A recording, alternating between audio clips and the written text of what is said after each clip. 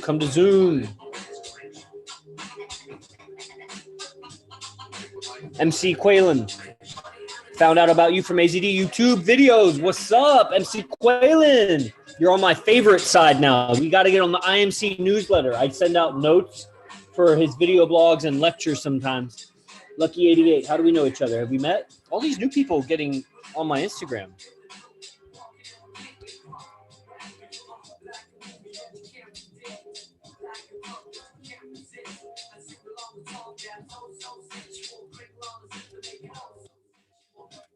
Boom. There it is. If you're on YouTube, click that Zoom link and come live. I should share this to the Facebook also.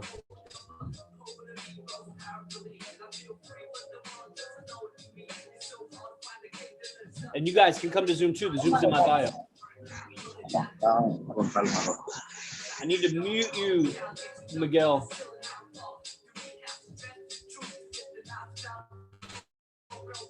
I'll give the time to unmute. Right now I'm listening to the tunes to get into state. I won't be able to hear you unless I turn it down.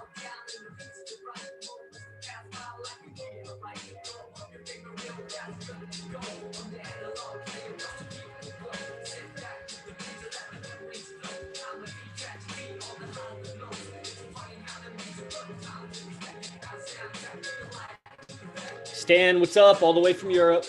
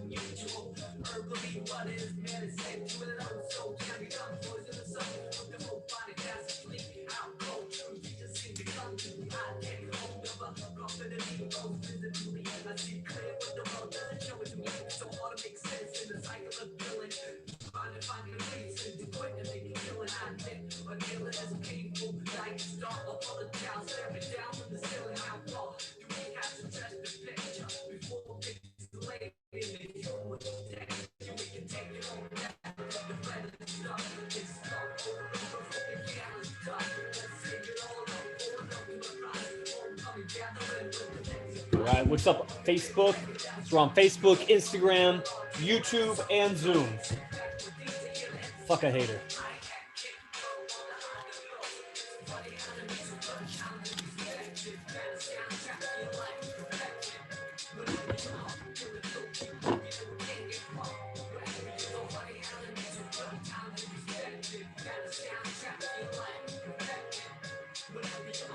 It's funny, there was a guy here that came to the dispensary and was here at the base and was rolling a joint, and I was like doing some video or something in the Telegram group for the Beast Telegram group.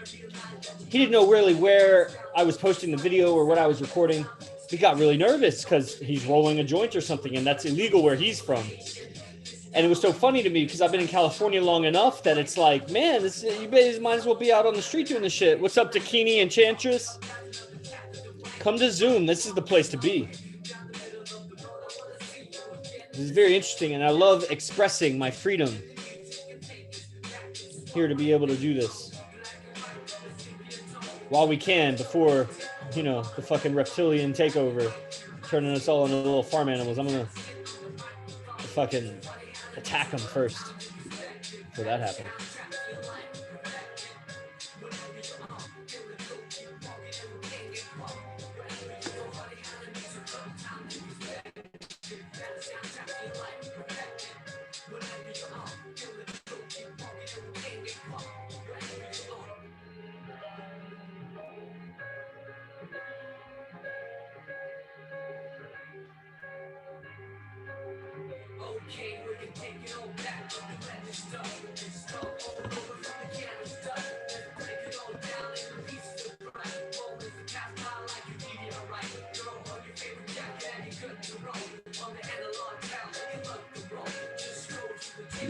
What's up, Prince Corleone?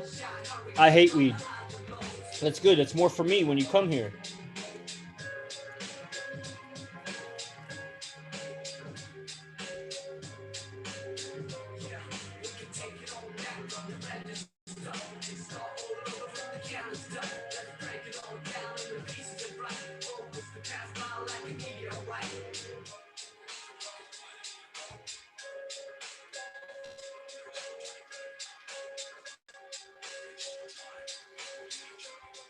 All right, we'll just do one more.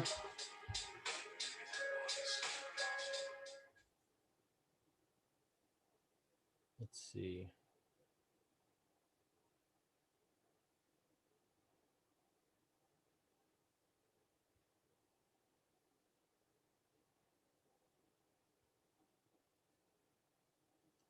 I don't know about any of these, really. Let me go to this one. You take a sound, any sound.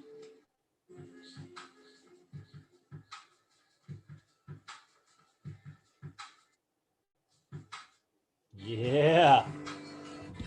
Yeah, that's the one I want. Raul Cervantes, what's up? Prince Corleone. You like shrooms? Come take some shrooms. I got a little bit of those, you know.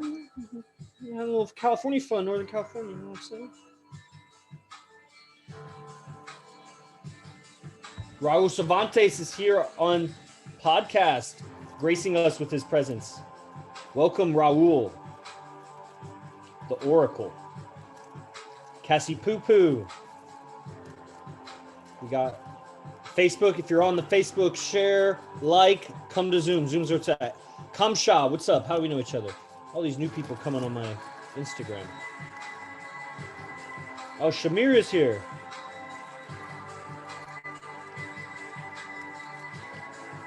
And guys, we got to go after this because we got base camp, base meeting. How to have a base.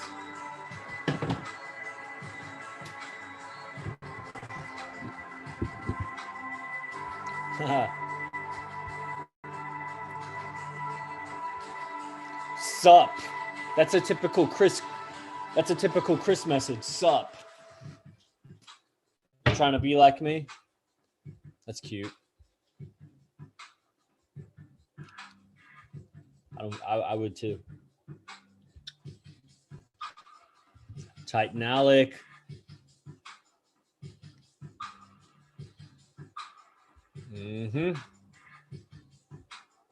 All right. It's about to get serious. First, in the spirit of my good friend, Jose Guerrero. Trump 2020.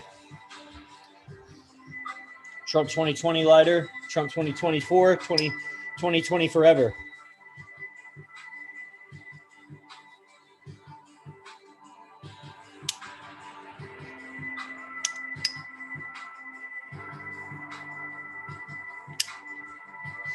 It's an electric lighter. What's up? Yo, Titan Alec. Just bought 50 acres in Oregon. Starting a weed farm there.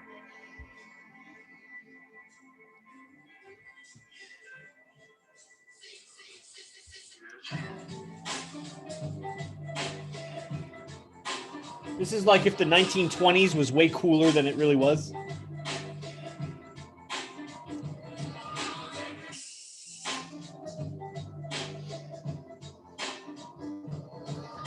This song makes me remember the days where I was very, very reckless with my senses and with my actions.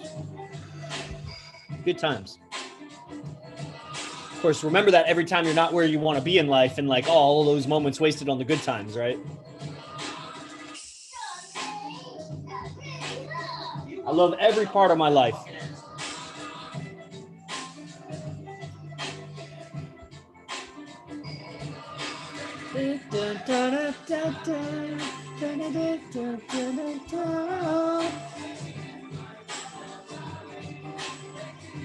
After this song, we're going to start.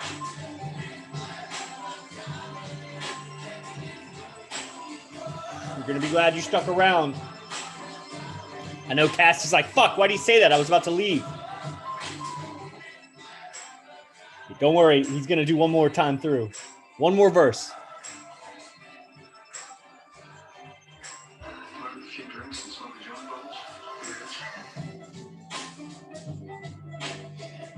Yep. She left right after I said that. Yep. She doesn't like being called out like that. I don't like too shy a girl. Little shy. Not too shy.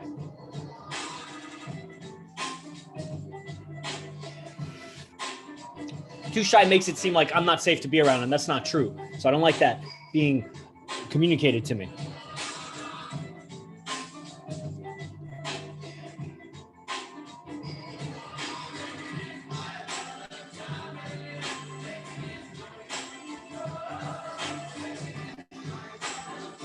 If you're on YouTube, like that shit. Comment. Roll call. You can always come to Zoom too after you do that.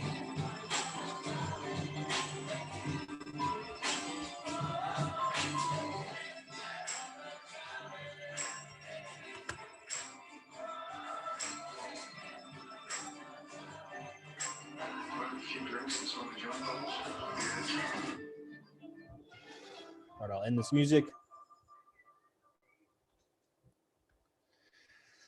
All right, music is ended, and we're back to the podcast. Let's see here. Where's the record? Oh, there it is. Record to computer. Microphone. Sorry, microphone. Welcome to Science of Spiritual Growth Thursday podcast. I'm Yogi Chris, PhD, and this is my process, is what I'm talking about today. You know, process is like a sequence of actions that you repeat. I mean, we can look up the actual definition here. That's actually probably a good idea. Process definition. Making a, where's the definition? This is just a bunch of other stuff. Running a program, these are computer definitions. Anyway, I don't need to look up the definition. You know, a process is something that you can repeat over and over. There's a process to teach. It's a system of, with a syntax or an organization of how to do actions one after the other. So it's a process. My process. There's a process to waking. There's to wake, there's a process to sleeping. Then there's waking. And there's what do you do when you wake? And what do you do throughout the day? And then the evening. Throughout that, there's eating. Where do you put that in? There's everything that you do, the hygiene. And then there's business and how you pull money towards you and how you use your money, because there's living expenses. And everything, what is not part of your process? What would you say is not part of your routine? Because that's where the world has you by the nuts, really, spiritual nuts. Wherever you're doing that's not part of your, let's say you're practicing yoga, you're stretching a little bit. You got 30 minutes to dedicate to me time. This is me time. I wake up, I use the bathroom, I freshen, I make my space, and then boom, me time. 30 minutes. Okay, done with me time. Now what? Like, when does the process end where I stop caring for myself, or, whatever? Everything is in flux and everything is exchange. And you get out what you put in. There's definitely a time of the day that's for self-focused. There's a part of the day that's, you could call it other focused, but I'm always involved in that. I'm part of that. And if I ever lose me in that, then my outside actions aren't as good. When you're not self-aware, or let's change the color up in here, self-aware, or when you're lost in the actions, the mind, the mental activity about what's happening. My teacher has been reawakening my appreciation in this distinction, how deep the distinction goes. And I see even clearer the spirituality or the spiritual teachings. They're very true in many lineages. Like I was telling Alec earlier, a lot of this stuff about the mind is very ancient. And when you go ancient, it only has so many lineages that you go back to. Where are you going to go? Egypt, Maya, maybe you go to Atlantis, you could go Sumerian. Yeah, Roman, Greek, Egypt, Sumerian. There's like a lineage there. Himalayan and the Indus Valley. And then, you know, you could go all the way back even to the Tower of Babel. You want purple? I'll give it to you, because no one ever requests a color. Is that purple? I don't know. I'm colorblind, really. Is that purple? I don't know which one's purple, actually. There. But we'll go green for now, because I know that. It says G on it, so I know it's green.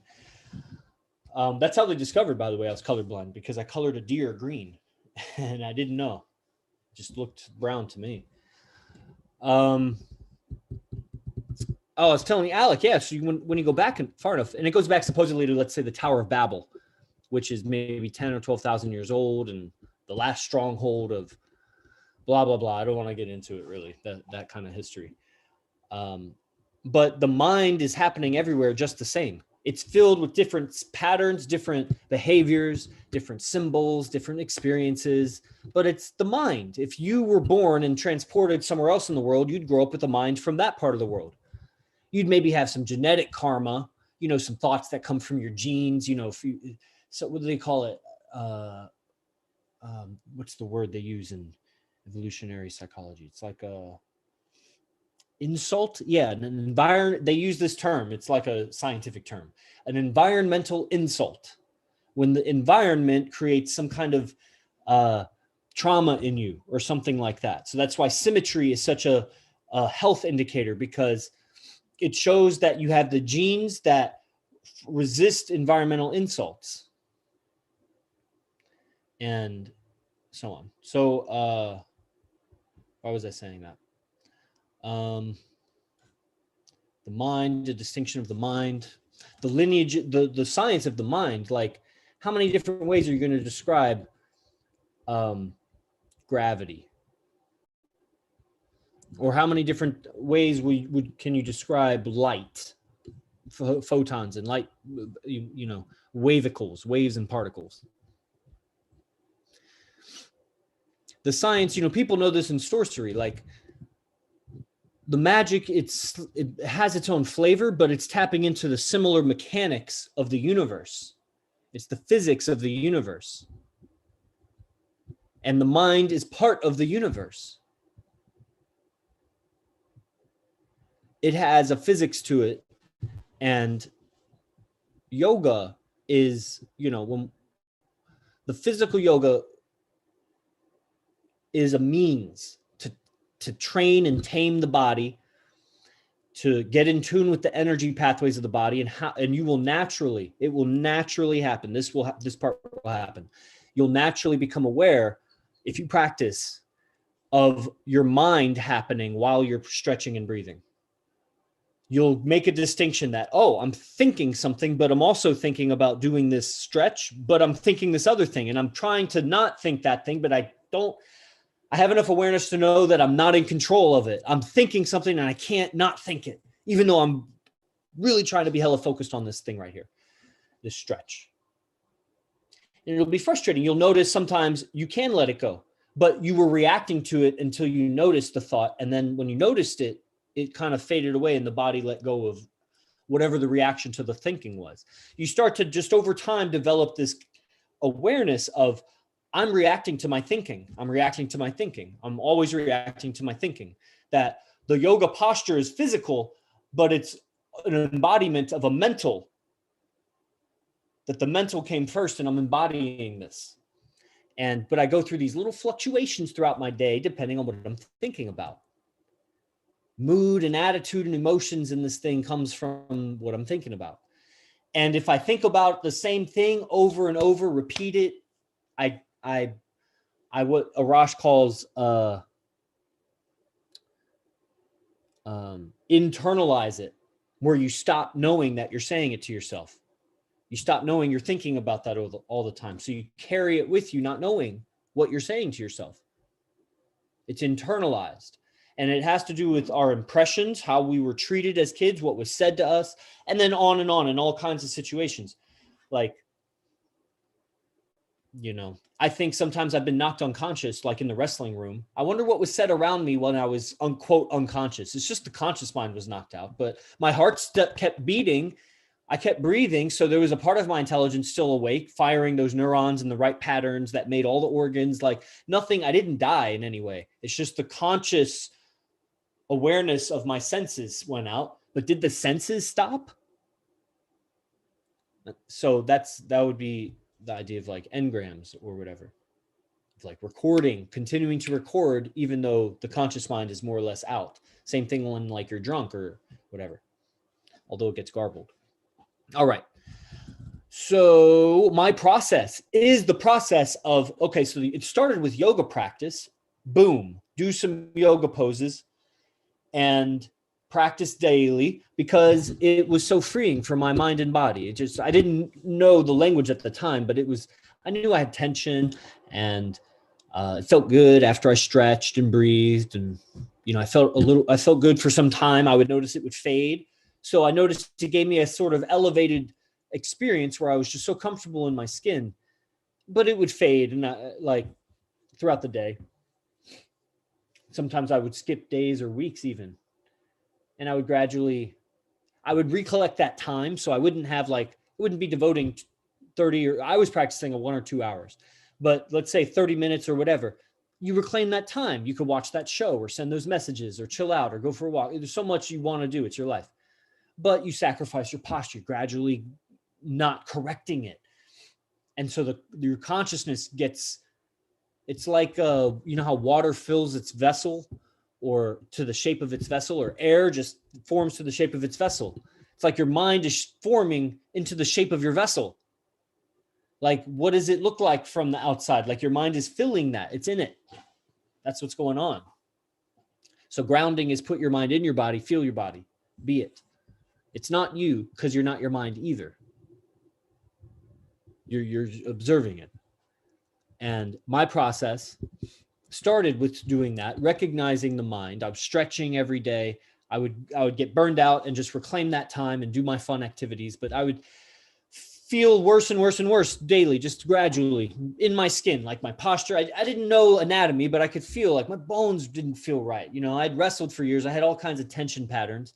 I lived just like everybody else on a computer or a phone and driving, and it's just like narrow posture. As I got older and out of athletics, there was no activity really to, like, what did I lift weights or what am I going to do? So I took to yoga, and now I have another thing, which is gym calisthenics. Like I can basically work out anywhere in a heavy workout with just a pull up and dip bar. And without those, I can still get a pretty good fucking workout. Or I could do my yoga, and that's incredible too. And every day I did both, actually, just so you know, for 6 months. So these last 6 months, now I'm on phase 2, which is a different process. So I started with stretching just because it gave so much relief to my life, and it fed so much balance to my life. It helped relieve tension. I was better at everything. I recognized my mind after some time when I came into touch and in tune with Arash Bazar. And probably all the things I'd studied up until then warmed me up for that, made me ready for it. Because at my first exposure, I actually didn't take to it. I did not like it. I liked it, but I remember not taking to it. I went another way. A year later, I circled back around for whatever reason, Facebook or YouTube or something, like shared a video. I somehow saw it. I got hella into it. And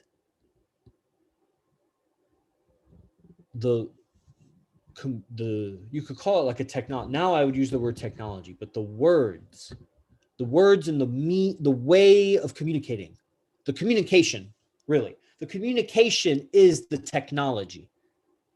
Senior, but dependent on the others. You could be a great communicator and leave your body behind. And that's actually not a good communication, because what does that communicate to the world? The process, my process, then became, because the yoga movements, there's an intelligence that comes with how you treat your body, how you use your body. If let's say you were a competition archer, you would shoot arrows, and you were very familiar with this and the idea of lining up the sight and down the target and how to lead a target and how to compensate for wind and the arch of gravity, you would get a sense of this motion. It would mean something to have some power. Maybe you'd have a sense of wind, of gravity, depending on how. It'd be the same thing if you were a Frisbee golfer or a regular golfer. You account for wind and the material and the temperature and the humidity. And even if you don't measure it like with words like that, there's a sense of it. You would naturally, you have to. That's what happens. If you wrestle, you get a natural sense of like gravity, and are you upside down? Are you on your side, or are you toppled? Like you get a feel for like rolling around. Soccer, you get a feel for where the ball is even when you're not touching the ball. You just know. It's like you don't look down, you look up. You get an intelligence. So even when you're not playing soccer, you're aware of where your feet are. You know? Martial arts, you're aware. You know, the guy could be blind and have awarenesses. The guy could perceive the aggressive intention of somebody long before other people do, if he's trained in martial arts, the art of war. So you get a sense for those activities that you partake in a lot. You partake in a lot of yoga, you get a sense for bones and joints and muscles and range of motion and breathing and all of the physiology and everything. You just get a sense that it has to happen. You'll either make up a story for yourself based on your experience as you do it, or maybe you'll pick up a book of science that's already labeled and categorized these experiences, or ancient science that's already labeled and categorized mental states and experiences that we now have new English or new language to describe the same old phenomenon of the mind and soul and spirit, of the emotions, the energy, maybe some of it's outdated, maybe some of it's trivial, but it is describing the same essential experience that we have a lot more words to describe. And by looking at them all, really, we get a better picture of what it is. But here's what it is, and this is what the process yields. What it is the mind. It's all the mind. It's all mental interpretations of what is. But we need the mind, supposedly maybe, to organize. What are we going to be telepathic? That's going to be in the mind too. All is mind is the first principle that's tattooed at the back of my skull. But when I do not know, thanks, Kat. When I do not know when my mind is how do I say this? The mind is to be used. We are not to be used by the mind. And it is always one or the other. Unless, I guess there's a third alternative, is the mind, no mind. So neither the mind is being used or is it using me. These are states that we get glimpses of perhaps. But even then, I mean, there's depths of karmic seeds. So even when we're sitting still, not thinking anything, why are we sitting still? Why are we in this house? Why are we geographically in this area? All of these are the result of mental decisions we've made in our past. We're here because of our mind. So even if we drop our minds now, we're still living out the karma of our past mind. So we're not free totally, because eventually the world will come looking for us because we haven't resolved all our karmas. We still owe things. Right. Okay. Cobalt, what's up? Come to Zoom. Everybody come to Zoom. You shouldn't be anywhere else. Zoom is where it's at. Okay. So the process is when you're not aware that your mind is happening between you and the world, when it's talking to you or you're getting a picture in your head and it's not what you're seeing. See, you can imagine, you can put it there, but it's also, you got to be aware of when, that's what I'm saying. You're either using it or it's using you. Is the environment making you think something, or are you creating a thought despite the environment? Your level of control, are you yin? It's making you think away, or are you yang? You are thinking away and creating your way.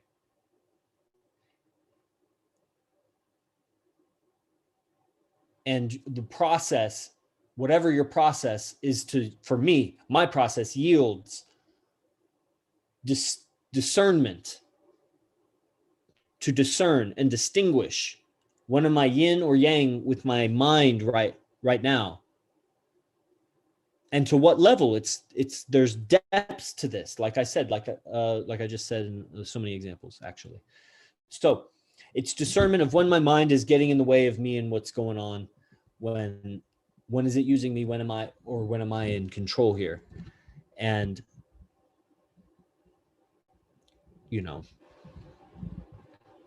this yoga really helps in this also, because with the sensation and the awareness of circulation and circulation of blood and circulation of other and just the organs and how you push your body around inside your soft tissue. Inside awareness gives you awareness in when you feel a contraction or when you feel small at some other time in the day, when you're living and something from the environment closes you inside. Yoga gives you good sensitivity. Good yoga practice gives you good sensitivity inside when I just closed, even though I didn't tell myself to close. I just felt it close and I wonder why. And so you start to catch the environment is triggering. You are literally a robotic machine, biological. You're like a biological robotic machine with a consciousness in you, able to separate from the animal body that has sophisticatedly patterned to operate cell phones and computers and memorize all of human history. Very smart, very, very smart animal, able to house a very, able to really express a lot of capabilities of the soul. But that expression has been stifled through suppressive mind programming, which is just patterning. It doesn't have to be so insidious that your parent sat down and did this. Maybe they did. Some people have that experience, but a lot of it is just learn and repeat, learn and slightly modify and repeat, learn and slightly modify and compete with others for mates and repeat. And it's gradual. It's getting better. Now with the awakening of quarantine, it's getting ridiculous with what the other side has been up to, really. So mass awakening, age of Aquarius, whatever this is, next 10 years are going to be very exciting. Okay, so in 15 minutes, I start my base meeting. So that'll end this recording. If you like it, subscribe, follow, comment, share, and go to ninthlimb.com. Check out the silent flute. That's where I would be going deeper right now. I just kind of painted a very hellish picture for everybody. I should give some techniques actually for how to release yoga. Just go to my YouTube. YouTube, you find any yoga videos there, practice some yoga, release all that tension. Actually, I think I awakened a lot of awareness in people because I did in myself, and I am like you. So that's that. And we'll play a song. Stick around for a minute because I don't really want to go anywhere before this meeting. I might step out for a second. And if you want to stick around, we can do Q&A. All right? Oh, namaste. Let's play song. Hey, Chris. What's up, Miguel? Hey, I got a question. What is the name of the YouTube again? What's the name of the what? The YouTube channel. Ninth Limb Yoga. Are you in my Telegram group? You want to learn yoga? Yeah. Are you on Telegram? Yeah. Okay. Send me a message to remind me when I'm not using these phones. I can send you. I have a group for men yoga, and I give things there. That's the best place. Okay, sir. Yes, just send a message. Awesome. Thank you, sir. You're welcome, sir. Good to have you. Cobalt, you create your reality through how you perceive it. Isn't that amazing? You perceive it, and then you interpret it, and then you talk about it. And all along the way is a game of telephone internally that you may just keep morphing, and perceptions are morphed by your senses and filters and what attitude you're in. Fuck. And how you recreate it. Man, it's really a game of It's a mind game to create your dream life. What's distracting you and pulling you off of the actions you know you should be taking? Let's go back to this all-time favorite. I should put some new songs on my playlist. I know, guys. Send me good songs you know I'd like. I don't like your songs. Send me the songs you know I'd like. When you do your lectures, you play your playlist.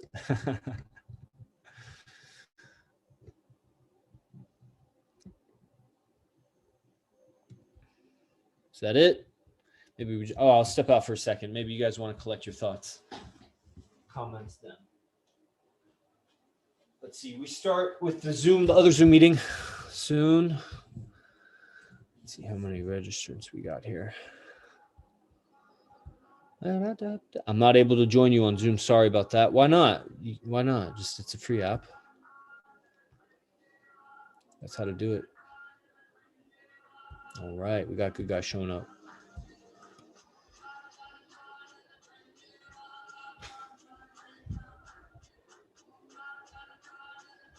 Cool, man. All right.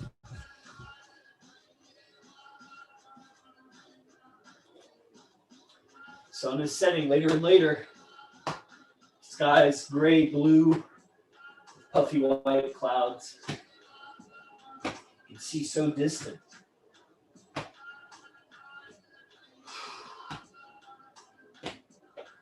want to look at my yard.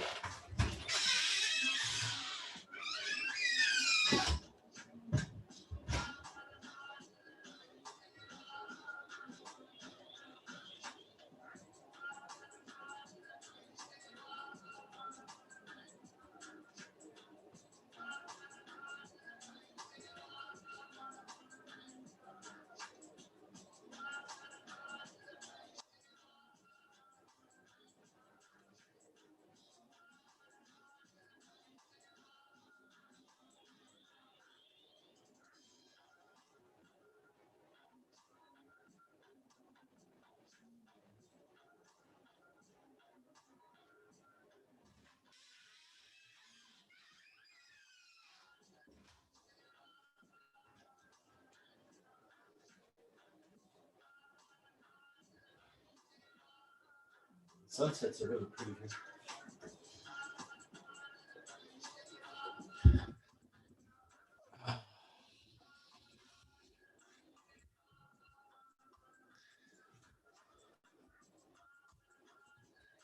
Kat says, I was reading this earlier and the entire passage was synchronized with this lecture. Everything comes from mind. This world is a mind matrix. All the thoughts, ideas, plans, and decisions of how to live our lives are in our mind.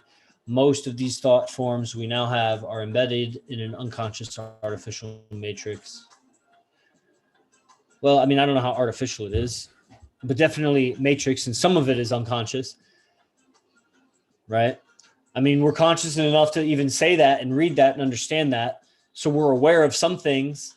We catch some things unconscious, they come conscious, and then they're always subconscious, but sometimes we're aware of our subconscious. So it becomes conscious of our subconscious. If I keep talking like this. All right. Well, I tell you what, I'm going to answer some messages before the next meeting. Thanks for showing.